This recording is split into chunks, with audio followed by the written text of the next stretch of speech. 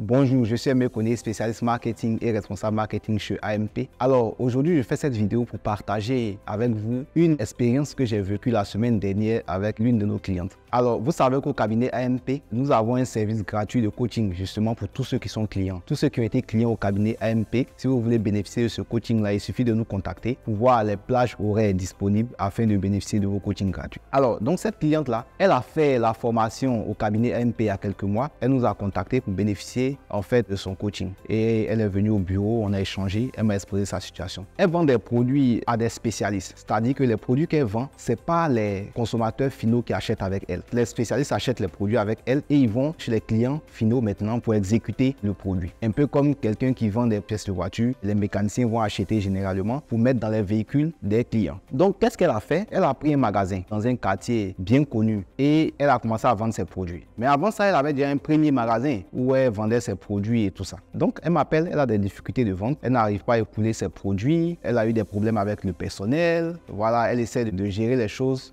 pour que ça marche, mais elle cherche des solutions plus concrètes puisqu'elle bénéficie du coaching. Avec l'explication, je n'avais pas bien comprendre, donc je lui ai dit qu'il était mieux de se rendre en fait sur place, c'est-à-dire là où elle a son magasin et tout ça. Donc nous sommes allés sur les lieux. Quand on a échangé, je me suis rendu compte de deux problèmes. Alors le premier problème, c'était la situation géographique. On rentre, je me rends compte qu'on arrive dans un centre commercial, mais qui est très peu visité. Je vois qu'il y a beaucoup de voitures dans la cour. Ça semble être un parking parce que les gens travaillent dans la zone et il y a très peu de place pour garer. Donc je me dis, mais est-ce que les gens ne négocient pas des places pour payer ou garer les voitures? Donc on arrive devant le magasin, on entre. Deuxième élément quand je me rends compte, c'est qu'il y a très peu de produits achalandés devant le magasin pour attirer. Parce que vous savez que la fonction première d'un centre commercial, c'est d'attirer des prospects pour les gens qui louent les magasins dans le centre commercial. Donc par exemple, vous allez voir dans les centres commerciaux, il y a soit un supermarché, il y a soit un aire de jeu pour enfants qui permet d'attirer régulièrement des prospects pour que ceux qui louent les magasins puissent avoir des clients. Mais malheureusement, ce centre commercial-là n'était pas visité. Et son magasin, quand on arrive, j'avais très peu de produits achalandés. Ça, c'est le premier constat que j'ai eu. Deuxième constat, quand j'ai vu ces produits et que j'ai bien compris ce qu'elle devait vendre, je me suis rendu compte qu'elle ne vendait pas à une masse, c'est-à-dire elle n'a pas énormément de clients. Ses clients potentiels, ce sont des spécialistes qui achètent et qui vont exécuter le produit chez leurs clients. Et elle a la possibilité même d'avoir 80% de la liste de ses clients. Donc vous comprenez que c'est pas vraiment un grand marché. Et donc ça, c'était son deuxième problème. Mais quand vous êtes dans un marché de niche et que ces spécialistes qui doivent acheter, vous ne vous basez pas en fait sur un magasin pour les attirer. Parce que le centre commercial, en principe, qui doit faire visiter ce centre commercial-là par des clients potentiels, il y a très peu de chances d'avoir votre cible qui visite régulièrement. Donc ça, c'était son second problème. Même si des gens visitaient le centre commercial, elle avait très peu en fait de chances de pouvoir trouver des clients régulièrement. Donc je lui pose la question, mais pourquoi vous avez décidé de prendre ce magasin? Elle dit qu'elle avait un premier magasin qui est un peu éloigné. Les clients ne veulent pas trop se déplacer pour aller acheter, donc elle voulait être au cœur de la ville. Et deuxième élément, le magasin venait d'être libéré par une autre personne du même domaine. Et elle a décidé de prendre. Vous savez, généralement, on saute sur les opportunités. On s'est dit, bon, il libère son magasin, il libère telle chose, je prends, etc. etc. Mais l'erreur qu'elle a commise, c'est de ne pas bien comprendre en fait pourquoi il libérait ce magasin. Je lui ai posé la question. C'est vrai que les gens vont vous dire non, c'est parce qu'on a trouvé d'autres opportunités, on veut étendre dans d'autres domaines, mais en réalité, c'est parce que ça ne marche pas. Parce que quand ça marche, il y a très peu de fois où les gens abandonnent les magasins. Donc c'est ce qui est arrivé. Les gens n'arrivaient pas à écouler normalement leurs produits là-bas. Donc elle a repris et elle s'est retrouvée dans le même système. Donc ce sont les deux problèmes que j'ai détectés chez cette cliente-là. Et qu'est-ce que je lui ai dit pour qu'elle puisse remonter ses ventes et qu'elle va appliquer dans les prochaines semaines, bien sûr. Alors la première des choses, je lui ai posé la question, étant donné qu'elle est spécialiste du domaine, comment elle a trouvé ses autres clients? Elle m'a dit que les spécialistes sont formés. Donc elle connaît le lieu où ces spécialistes-là sont formés. Et avant, elle allait participer aux formations et directement sur le lieu de formation, elle distribuait ses prospectus et puis ça permettait aux gens de la connaître. C'est comme ça qu'elle a trouvé des clients. Donc ça veut dire que les clients qu'elle a trouvés, elle ne les a pas trouvés grâce au magasin. C'est pas un emplacement commercial qui les a attirés. Donc je lui ai dit, mais tiens, on va reprendre cette première technique-là. Ça veut dire désormais, chaque fois qu'il y a session de formation de ces spécialistes-là, vous devez aller sur place, participer à la formation, donner des conseils aux nouveaux spécialistes et puis leur distribuer directement vos prospectus, parler de vos produits. Mieux, vous devez négocier avec les formateurs pour qu'on fasse une recommandation formelle de votre entreprise pour qu'ils puissent se fournir là-bas parce que là, il y a d'autres concurrents sur le marché aussi où ces spécialistes-là pourraient se fournir. Donc ça, c'est sa première source. Donc c'est ce même processus-là. Aller à la source et prendre directement les clients depuis leur entrée dans le domaine pour qu'ils puissent être clients de manière définitive chez vous.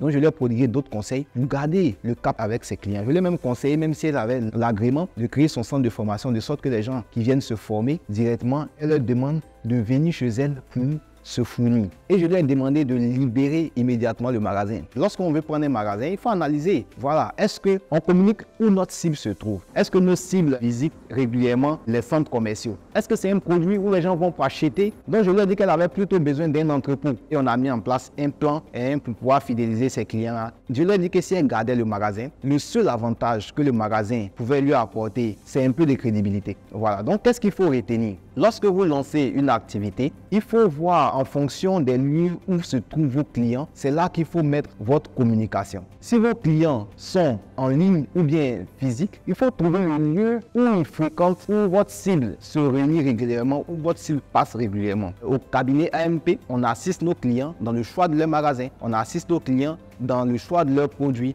dans le lancement de leurs activités et tout ça. Voilà, donc si vous voulez vous faire accompagner, notre coaching est gratuit lorsque vous êtes client au cabinet AMP. Bien sûr, quand ce n'est pas un coaching contrat, il y a le coaching contrat pour les entreprises et tout ça, ça c'est un autre produit. Mais quand vous faites une formation, vous avez droit à un accompagnement personnalisé au cabinet AMP. Il suffit de participer à l'une de nos formations ou à tous les programmes de formation. Donc, je termine en disant à tous ceux qui nous écoutent pour la première fois que si vous n'avez pas encore lu nos livrets d'éducation pour apprendre à vendre vos produits, apprendre à créer une entreprise, vous pouvez cliquer au-dessus ou en dessous de cette vidéo pour télécharger nos ressources gratuites. Voilà, donc je vous dis à très bientôt pour une prochaine vidéo.